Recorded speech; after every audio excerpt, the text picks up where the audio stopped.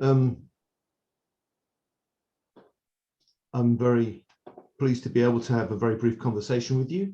I hope what I've got to say has some interest. In the first place, congratulations on your project. It's always very important to debate and to move these agendas forward, this collaboration with industry, between industry and research, and education, especially in this area of bioproducts, bio-based. It's changed its name over the years, but we all know what we're talking about. It's this new bio-based economy.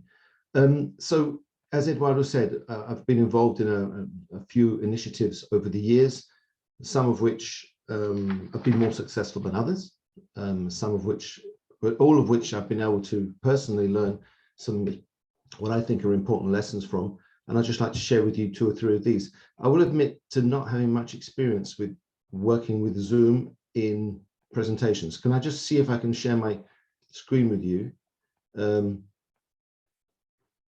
So I'll share this with you. Does that show anything? Does anything come up? Yeah? Yes. Excellent. So in which case I'll put it onto like this and I can move forward. Very good. So the first thing I would like to share with you, it may seem a little bit out of dimension to our conversation, but I think there's a few lessons to learn from this. This is the European Technology Platform. For those of you who are not familiar with this, this is essentially an initiative of the European Food Confederation, which is Food Drink Europe. And it's reached out to the academic community to try to build a strategic research agenda and an implementation action plan that it can actually pressurize, try to pressurize the European Commission and other funding bodies to take on board when they fix their own priorities. These technology platforms were created, there was a number of them for many different areas of economic activity across Europe. They were initiated in the mid-2000s, and I was involved in the first round of the technology platform in the food sector. And the idea here was to essentially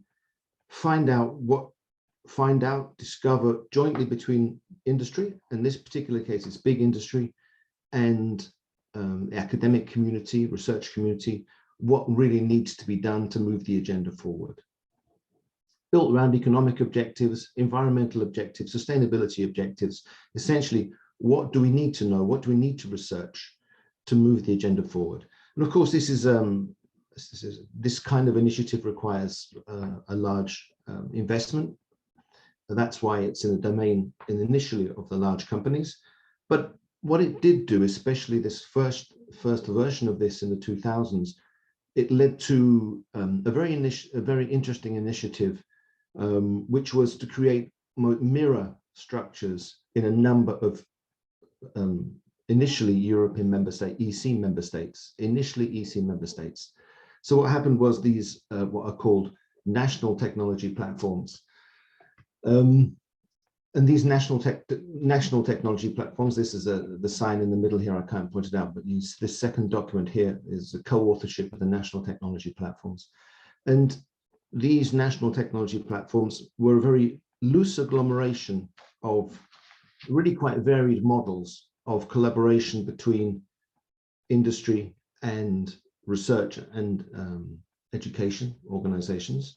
So each country that chose to build up a national technology platform and affiliate itself to the larger European technology platform did so in a very loose and non-obligatory way. So, for example, the actual form, the legal statutes of the organizations in different countries are different. The objectives vary somewhat. Almost always the food federations, so the food industry federations of each country is involved. And each one of these national platforms has its own life, has its own objectives within its country, but uses the network of technology platforms, of which there are now 36. So reaching far outside of just Europe, reaching into Israel, Ukraine, Northern Africa as well. So reaching right out of the classical EC space, and each of these separate technology platforms, which has quite varied objectives, etc., do benefit from this networking where they can share best practices. They can have first opportunities to be part of these informal networks, which themselves can lead themselves to project proposals. It's a large success rate of project proposals. And of course, together, they also have a voice in Europe directly to the Commission. In their own countries, they have a voice to the respective governments that they have, but together they have a different and stronger voice. And they can also bring this fact they have a stronger voice, they have a European dimension back into their national spaces.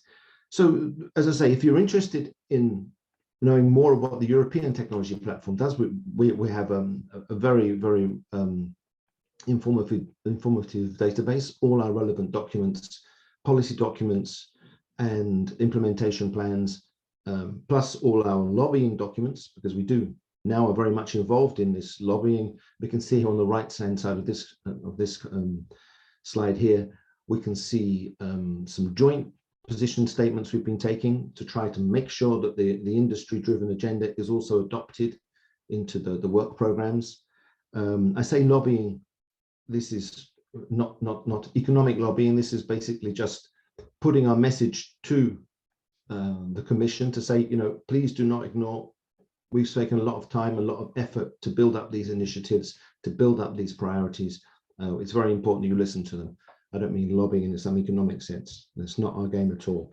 So basically, the European Technology Platform, which in the first instance seems very distant to what we might be looking for, had this unforeseen consequence, which is the birth of these national technology platforms, most often built around food federations, which have a real national dimension, very different, depends on the country, but we can all learn from each other through these networking events we hold very regularly, and they can be where you can learn best practices, you can invite people into your country to explain how it can be done. Everyone gets to share this information and this accumulated experience. So that's certainly one thing I think which has been a positive experience. Again, something which looks like it's going to be too big to be useful to us ends up being very useful at the local level. So this is the national technology platforms. Unfortunately, if you are interested in knowing more about them, their website is not very good. But if you contact them, they'll be very forward, very pleased, I'm sure, to share with anyone interested how they work and open their arms to more members. Which brings me on to one of the initiatives which did come out of the national technology platforms was the Ecotrophalia competition, which you may know. The Ecotrophalia competition is a student competition of innovation, product innovation. So it's university students. Initially, this happened in France. So university students from different universities made projects and proposals around a food product. And then there was a national competition where this was evaluated by industry and other figures. And then later on, they discovered this model was very interesting. It created a good dynamic between the industry and the universities. And so they tried to spread it out. They did use a national food technology platforms at the time to spread this out to the member states. And this has now been replicated across a number of member states. I believe there are 13 now, 13, not just member states, 13 countries that participate in Ecotrophalia Europe. After the national competitions, then they have a European competition, and the winner of this is quite prestigious. Of course, it's very highly have high patronage of the large food industry, etc. Very interesting model, and just brings me into this other initiative which did happen in Portugal, which Eduardo mentioned. This is Portugal Foods, which was a cluster which was born at the end of the 2000s, so early, I think 2007. And this was, again, promoted initially by the Portuguese government, with the insistence that it be led by industry. And of course, we hear a lot of these insistences that things should be led by industry. And quite often what happens is they are visibly led by industry, but in fact, taken over by the academics.